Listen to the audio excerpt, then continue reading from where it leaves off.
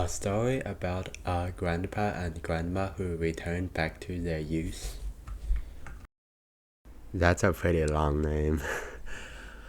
I really like how unique this manga is, even though this genre of manga is like dating and stuff, like and slice of life. It's already pretty saturated. It still managed to pull off like a unique little twist that would elevate the manga when compared to other ones, like compared to your normal romance mangas. It's just like really fun to see how grandma and grandpa would interact with each other to their day-to-day life, but when they return to their youth, like in their young forms, and it creates a nice contrast that feels very refreshing. And because of that, the interactions in this manga never ever really made me feel awkward reading it.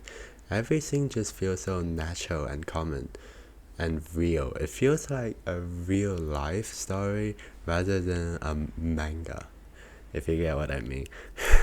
It really feels like a day-to-day life of a married couple who have lived with each other for 50 years. This manga is honestly just really relaxing and chill to read.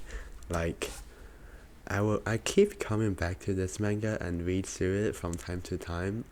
I feel like I read this like 2 to 3 years ago, and then once every like year I would just return back to it because I just suddenly want to read it like out of nowhere. Aside from this manga's typical romance part, it also involved a lot of modern day problems like the aging society in Japan, which the author wanted to address in the manga. And there's also a lot of other stuff that the author wants to do aside from just a slice of life of the grandpa and grandma. I really like the side characters of this manga. They're all super interesting. Not like they are really unique in their own kind. You have seen like this type of genre before for their respective type of person, like personality. But it feels very natural and then feels like a real personality that you would find in this world, which I found really enjoyable. Also, because of the unique setting, when this manga hits hard, it really hits hard.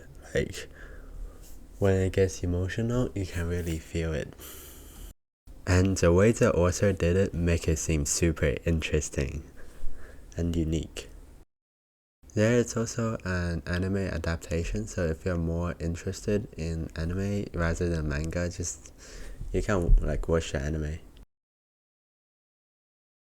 Oh yeah, also just a side note, I really suggest you reading the volumes instead of chapter by chapter, because in a volume, at the end of a single chapter, it would have a little illustration that tells more about the story, which I think is really cool.